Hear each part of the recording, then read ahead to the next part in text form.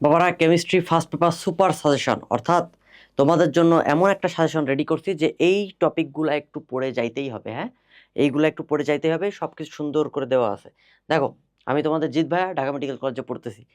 আমরা খুব বেশি টাইম ওয়েস্ট করবো না। কেমিস্ট্রি ফার্স্ট পেপারে যদি তাকিয়ে দেখো, আমাদের টোটাল চ্যাপ্টার আছে কয়টা? 5টা, রাইট? যদি 5টা চ্যাপ্টার থেকে থাকে, প্রথম চ্যাপ্টার কি? ল্যাবরেটরির নিরাপদ ব্যবহার। এবং দ্বিতীয় চ্যাপ্টার কি? গুণগত রসায়ন। 3 নাম্বার মৌলের পর্যায়বৃত্ত ধর্ম। 4 নাম্বার রাসায়নিক পরিবর্তন। 5 নম্বর হচ্ছে কর্মমুখী রসায়ন। এইখানে এইখানে যেটা বলবো, আমাদের গুণগত রসায়ন, মৌলের পর্যায়বৃত্ত ধর্ম, রাসায়নিক পরিবর্তন, এই জায়গাটা ভেরি ভেরি ইম্পর্টেন্ট। এই 3টা থেকে কোশ্চেন মাস্ট আসবে।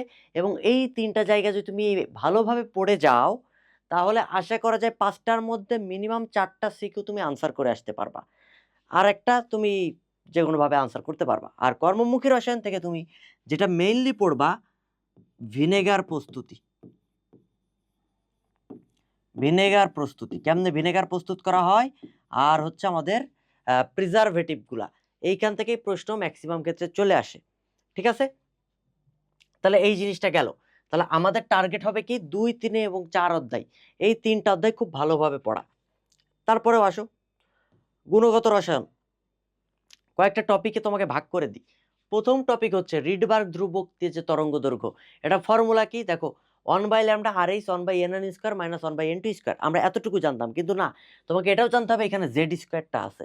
জেড হচ্ছে পারমাণবিক সংখ্যা। এইবারের পরীক্ষাতে আমরা যেটা ধারণা করতেছি যে শুধু হাইড্রোজেন দিয়ে না, অন্য কোনো মৌল দিয়েও কোশ্চেন হইতে পারে।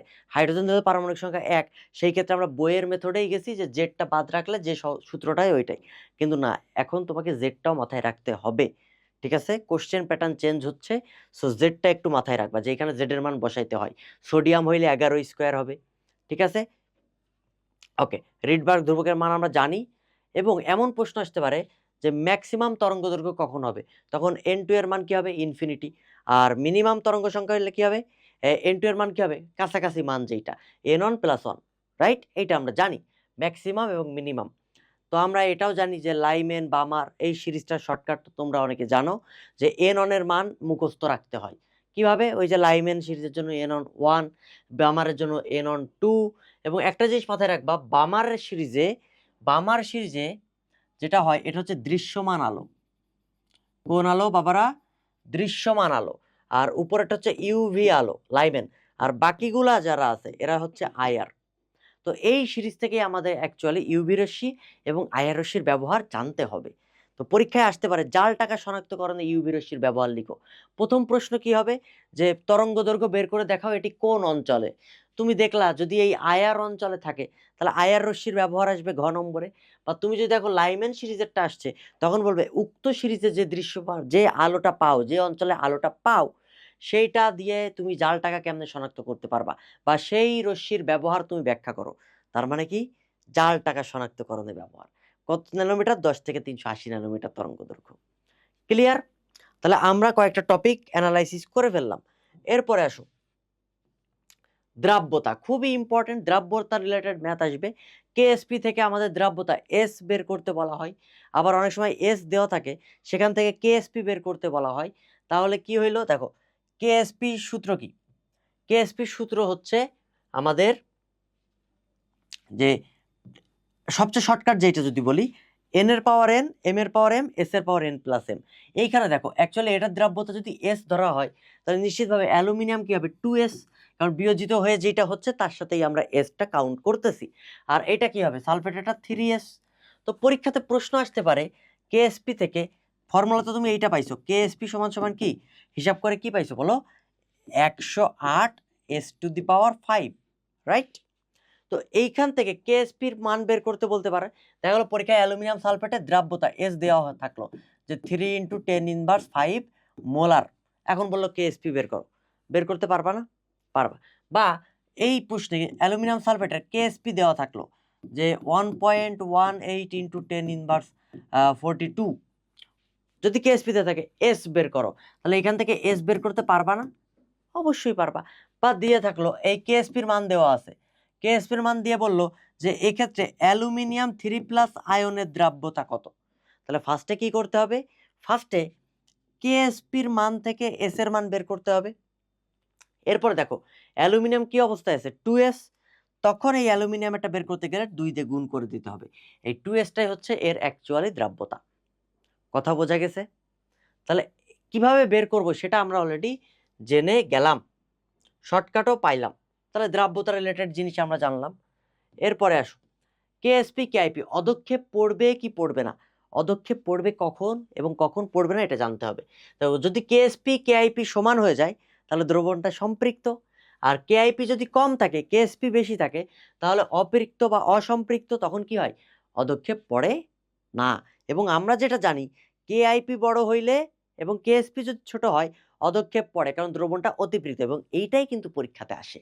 পরীক্ষাতে আমরা কেআইপি কেমনে বের করি, কেআইপি বের করি হচ্ছে ওই যে দুইটা পাত্র দেওয়া থাকে, দুইটা পাত্র যদি দেওয়া থাকে ওই পাত্রের আমরা ঘনমাত্রা বের করব মোল S1 V1, দ্বিতীয় পাত্রেরটা বের করব দিয়ে মোট আয়তন দিয়ে ভাগ করে দিব। মোট আয়তন দিয়ে ভাগ করে দিলে অ্যাকচুয়ালি আমাদের প্রত্যেকটা ঘনমাত্রা পাই। তারপরে কেএসপির মতো ওদের পাওয়ার করে দিবা, যে পাওয়ার 3 বা পাওয়ার 2, তাই না? আলাদা একটা দ্রাব্যতা রিলেটেড ভিডিও আমরা দিয়েছি, ঠিক আছে? এরপরে আসো কোশ্চেন আসতে পারে পানির ক্ষেত্রে, পানির আয়নিক গুণফল KW দিয়ে প্রশ্ন আসতে পারে। আমরা কিন্তু অলরেডি রাসায়নিক পরিবর্তনে ঢুকে গেছি, তাই না? ঢুকে গেছি কিন্তু রাসায়নিক পরিবর্তনে। তাহলে pH 7 আসতে পারে। আবার দেখো কোয়ান্টাম সংখ্যা, এই যে গুণগত রসায়নের মোস্ট ইম্পর্টেন্ট টপিক, যে কোয়ান্টাম সংখ্যা। কোয়ান্টাম সংখ্যা দেখো মেইনলি 4টা কোয়ান্টাম সংখ্যা আছে, N, L, M, S। S মানে কি স্পিন কোয়ান্টাম সংখ্যা। স্পিন কোয়ান্টাম সংখ্যা কি হয় প্লাস হাফ হয় মাইনাস হাফ হয়। তার মানে স্পিন কোয়ান্টাম সংখ্যা তো মুখস্থ, প্রত্যেকটা অরবিটালের জন্য এস কত প্লাস হাফ মাইনাস হাফ। ডান, ওকে। এন হচ্ছে প্রধান কোয়ান্টাম সংখ্যা। এই এন যে প্রধান কোয়ান্টাম সংখ্যা, এই প্রধান কোয়ান্টাম সংখ্যার মান 1 থেকে শুরু করে 7, 8 যে কোনো কিছু হইতে পারে। এগুলা কাকে নির্দেশ করে? প্রধান কক্ষপথ, ঠিক আছে? প্রধান যে কক্ষপথ বা প্রধান শক্তিস্তর সেটা এন দ্বারা প্রকাশ করা হয়। এন এর মান 1 হইলে কে শেল, এন এর মান 2 হইলে এল শেল, এম শেলের জন্য N3, এন শেলের জন্য N4। পারা যাবে? এল, এল মানে হচ্ছে সহকারী কোয়ান্টাম সংখ্যা। এল এর মান কি হয় 0 থেকে n-1 পর্যন্ত। তার মানে এল কখনো এন এর সমান হবে না বা এল কখনো এন এর চাইতে বড় হবে না। এই ক্ষেত্রে বলো তো 2D অরবিটাল কি সম্ভব? না, কারণ কি এই ক্ষেত্রে n = 2, l = হয়ে যায় 2, n এবং l সমান হয়ে গেছে, সুতরাং 2D অরবিটাল কখনো সম্ভব হবে না। বোঝা গেছে? ওকে, আমরা এটা জানলাম। তাহলে দেখো এল এর মান আমরা এস অরবিটালের জন্য 0, পি অরবিটালের জন্য 1, ডি অরবিটালের জন্য 2, এফ অরবিটালের জন্য 3। ওকে, এম এর মান কত? এম এর মান হচ্ছে -L থেকে 0 সহ +L পর্যন্ত। কি কি বললাম? -L থেকে 0 সহ +L পর্যন্ত। এর মানে দেখো এস অরবিটালে কি 0 না? এল এর মান তো 0। এল এর মান যদি 0 হয় তাহলে এম এর মানও 0 হবে, রাইট? আমি বলছি কি -L থেকে 0 সহ +L পর্যন্ত সংখ্যা রেখার মতো চিন্তা করো। পি অরবিটালের জন্য যদি 1 হয় তাহলে এই এম এর মান কি হবে -1, 0, +1। এই যে একবারে লিখে দিছি +-1 0। ডি এর মান যদি 2 হয় তাহলে কি হবে? 5টা অরবিটাল হবে ডি। এম এর মান দেখো -2, -1, 0, +1, +2, রাইট? এইভাবে আমরা এম বা ম্যাগনেটিক কোয়ান্টাম সংখ্যা দিয়ে আমরা কি হিসাব করি? অরবিটাল সংখ্যা হিসাব করি। ডিতে এম এর মান কয়টা? 5টা। তাহলে অরবিটাল কয়টা হবে? 5টা হবে। এবং প্রত্যেক অরবিটালে ইলেকট্রন কয়টা করে থাকে? 2টা করে থাকে। এই যে একটা প্লাস হাফ স্পিন দিয়ে থাকে আর একটা মাইনাস হাফ স্পিন দিয়ে থাকে। এই কারণে দেখবা ডি অরবিটালে টোটাল ইলেকট্রন কয়টা? 10টা ইলেকট্রন। কারণ কি এই অরবিটালের জন্য plus minus half, plus minus half, plus minus half, plus minus half, plus minus half. Okay, এই কোয়ান্টাম সংখ্যা সেট দিয়ে সর্বোচ্চ ইলেকট্রন ধারণ ক্ষমতা কিন্তু পরীক্ষায় আসে। এমন বক্স করে ঘর আঁকিয়ে তোমাকে দেখাইতে হবে। তুমি বাসায় এই 3 এবং 4 এই দুইটার সর্বোচ্চ ইলেকট্রন ধারণ ক্ষমতা কোয়ান্টাম সংখ্যার সেট দিয়ে প্র্যাকটিস করবা। ক্লিয়ার? ওকে, আয়ন শনাক্তকরণ। আয়ন আমরা দুইটা শনাক্ত করতে পারি বাবারা। কোনটা? একটা ক্যাটায়ন শনাক্তকরণ, একটা অ্যানায়ন শনাক্তকরণ। ক্যাটায়ন শনাক্তকরণের ক্ষেত্রে কিন্তু শিখা পরীক্ষাও আছে। তো ক্যাটায়ন শনাক্তকরণের ক্ষেত্রে মেইনলি আমাদের যেটা লাগবে সেটা হচ্ছে অ্যামোনিয়াম আয়ন। অ্যামোনিয়াম আয়ন কিভাবে শনাক্ত হয়? নেসলার দ্রবণ দিয়ে। বিক্রিয়াটা একটু দেখে নিবা। আরও কয়েকটা ক্যাটায়ন আছে। অ্যানায়নের ক্ষেত্রে একটা জিনিস মাথায় রাখবা, যে সালফেট শনাক্তকরণে আমাদের অতিরিক্ত পরিমাণে একটা পদার্থ ব্যবহার করা হয়, কি বলতো? সেক্ষেত্রে আমাদের HCl চালনা করা হয়। কেন? কারণ সালফেটের ক্ষেত্রেও পিবি সালফেট তৈরি হয়। আবার বেরিয়াম ক্লোরাইডের যে দ্রবণ, এইটার সাথে সালফেট পিবি সালফেট তৈরি করে, আবার বেরিয়াম কার্বনেটও তৈরি করে। তাহলে বেরিয়াম সালফেট, বেরিয়াম যদি ক্লোরাইড ব্যবহার করি তাহলে বেরিয়াম সালফেট, বেরিয়াম কার্বনেট, দুইটার বর্ণই কিন্তু সাদা সাদা পদক্ষেপ দেয়। তুমি কেমনে বুঝবো যে সালফেট আছে না কার্বনেট আছে? তখন এই ক্ষেত্রে HCl মেশানো হয়। HCl যদি মেশানো হয়, বেরিয়াম সালফেট কোনো বিক্রিয়া করে না, কিন্তু বেরিয়াম কার্বনেট বিক্রিয়া করে কার্বন ডাইঅক্সাইড গ্যাসের বুদবুদ তৈরি করে। তখন আমরা বুঝতে পারি যে যদি কার্বন ডাইঅক্সাইড গ্যাসের বুদবুদ থাকে তাহলে অ্যাকচুয়ালি বেরিয়াম কার্বনেট ছিল, দ্যাট মিনস অ্যানায়নটা ছিল কার্বনেট অ্যানায়ন। আর যদি কোনো বুদবুদ না হয়, তার মানে বিক্রিয়া করে নাই, বিক্রিয়া না করলে বেরিয়াম সালফেট সাদা পদক্ষেপ, অর্থাৎ আয়নটা ছিল সালফেট আয়ন। এটা একটু পড়তে হবে। আর নাইট্রেট দিয়ে মনে রাখবা, এটা বলয় পরীক্ষা করা হয়। কি পরীক্ষা করা হয়? বলয় পরীক্ষা। তো অ্যানায়নটা খুব বেশি আসে না, শুধু এই প্রশ্নটাই আসে যে সালফেট আয়ন শনাক্তকরণে বা কার্বনেট আয়ন শনাক্তকরণে বেরিয়াম ক্লোরাইড এবং HCl কেন ব্যবহার করি। ডান? এটা একটু পড়ে যেও। আর আমরা তো অ্যানায়ন ক্যাটায়ন শনাক্তকরণ অলরেডি জেনে গেছি। এরপরে আসো, এই যে শক্তির সূত্রগুলো আমি তোমাদের জন্য লিখে দিয়েছি একবারে, যে শক্তি বের করো, ব্যাসার্ধ বের করো, এটা একটু দেখে যাবা। ওকে, চ্যাপ্টার 3 শঙ্করায়ন তো অলরেডি জানো, এটা শর্টকাট, যে কেন্দ্রীয় পরমাণু যোজ্যতা half V + M - C + A, তাই না? শঙ্করায়ন কি? sp শঙ্করায়ন হলে বন্ধন কোণ কত হবে, sp2 হলে বন্ধন কোণ কত হবে, আমরা অলরেডি জানি।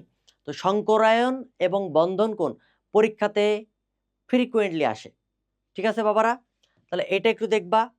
তারপর হচ্ছে ভ্যাসপার তত্ত্ব, যে ওই যে বন্ধন কোণের পার্থক্য কেন হয়, sp3 হলে এটা হয় মিথেনের ক্ষেত্রে, কিন্তু পানিতে মুক্ত জল ইলেকট্রন দুইটা আছে ফলে 104.5 ডিগ্রি হয়, অ্যামোনিয়াতে একটা আছে ফলে 107 ডিগ্রি হয়। এই ব্যাখ্যাগুলো পড়তে হবে। হ্যাঁ, H2O H2S আছে, অ্যামোনিয়া আছে এবং ফসফিন আছে। ওকে, জৈব যৌগের শঙ্করায়ন, এটাও একটু দেখবা। ফাজানের নীতি, পরীক্ষায় কোনটি দ্রবীভূত হবে পানিতে, কোনটি দ্রবীভূত হবে না, কোনটি সমযোজী বৈশিষ্ট্য বেশি, এই প্রশ্নগুলো আসে। ফাজানের নীতি তো জানো, অ্যানায়ন আকার বড়, ক্যাটায়নের আকার ছোট। তারপর ডি অথবা এফ অরবিটালে যদি ইলেকট্রন থাকে তাহলে পোলার আয়ন বেশি হয় এবং এটা সমযোজী বৈশিষ্ট্য দেখা যায়। ওকে, ঠিক আছে, আমরা ফাজানের নীতি জানলাম। গলনাঙ্ক, স্ফুটনাঙ্ক, এটাও একটু দেখবা। আয়নীকরণ শক্তি, ইলেকট্রন আসে, ব্যতিক্রমগুলো দেখে যাবা। মেন সিম্পল জিনিস দেখার দরকার নেই, ব্যতিক্রমগুলো দেখবা। ইলেকট্রন বিন্যাস করে ব্যতিক্রমগুলাই বেশিরভাগ ক্ষেত্রে আসে। অক্সাইড, এটা MCQ এর জন্য, অক্সাইড MCQ এর জন্য ফ্রিকুয়েন্টলি আসে, অক্সাইডটা দেখবা। কোনটা নিরপেক্ষ অক্সাইড, কোনটা উভধর্মী অক্সাইড। উভধর্মী অক্সাইড এইভাবে মনে রাখতাম, জেনে এলো সোনা পাবে, ঠিক আছে? Zinc oxide, aluminium oxide, SN oxide বা টিন অক্সাইড, তারপর হচ্ছে বেরিলিয়াম অক্সাইড, আর হচ্ছে পিবি অক্সাইড অর্থাৎ লেড অক্সাইড। ওকে, PbO2 বন্ধন রিলেটেড, এই যে হাইড্রোজেন বন্ধনের কারণে স্ফুটনাঙ্ক বেশি হয়, হাইড্রোজেন বন্ধনের কারণে যৌগটা তরল হয়, যেমন পানি তরল কিন্তু H2S গ্যাসীয় কেন, এটা কিন্তু আসে। ডি ব্লক মৌলের চুম্বকত্ব, বর্ণ পরিদর্শন কেমনে হয়, তারপর হচ্ছে জটিল যৌগ কেমনে গঠিত হয়, সেই ব্যাখ্যাগুলো জানতে হবে। পি ব্লক মৌলে অনেক কিছু, আর্দ্র বিশ্লেষণ কারা হইতে পারে কারা পারে না। এরপর চলে আসে চতুর্থ অধ্যায়, চ্যাপ্টার 4, মোস্টলি ইম্পর্টেন্ট। চ্যাপ্টার 4 থেকে আসবেই কেপি কেসি। কেসি আমরা ঘনমাত্রা দিয়ে হিসাব করি, কেপি আমরা পার্শিয়াল প্রেসার বা আংশিক চাপ দিয়ে হিসাব করি। আর একটা ফর্মুলা আছে, মোল ভগ্নাংশ ইনটু মোট চাপ, এটা দিয়ে কিন্তু আংশিক চাপ বের করা যায়, আংশিক চাপ বের করা যায়। ওকে, এরপরে চলে আসো কেপি কেসি এর সম্পর্ক। কেপি কেসি এর সম্পর্ক কি? কেসি RT টু দি ডেলেন। এইটা কিন্তু প্রতিপাদনটা একটু দেখে যাবা, যে প্রতিপাদনটা খ নম্বর 2 মার্কের প্রশ্নের জন্য আসে। আর এইটা দিয়ে MCQতে প্রচুর প্রশ্ন আসে, যেটা কেপি কেসি এর মধ্যে সম্পর্ক কি, কেপি বড় হবে না কেসি বড় হবে, ঠিক আছে? এরপরে চলে আসো পিএইচ রিলেটেড। আমরা জানি পিএইচ এবং পিএইচ যোগ করলে কি হয়, 14 হয়, তাই না বাবারা? পিএইচ এর সূত্র কি? -log H plus ion. এটা হচ্ছে আমরা কখন করব? সবল অ্যাসিডের ক্ষেত্রে করব। পিওএইচ কি? ক্ষারের ক্ষেত্রে ডিরেক্ট পিএইচ পাওয়া যায় না, পিওএইচ পাইতে হয়। তারপরে আমরা 14 থেকে মাইনাস করলে পিএইচটা পাবো। -log hydroxyl minus OH minus হইলে পিওএইচ। এখন আসো এই হাইড্রোজেনের ঘনমাত্রা √KAC, আবার আরেকটা আছে আলফা সি। এটা কখন ইউজ করি? যখন জৈব অ্যাসিড থাকে বা দুর্বল অ্যাসিড থাকে তখন কিন্তু আমরা ইউজ করি।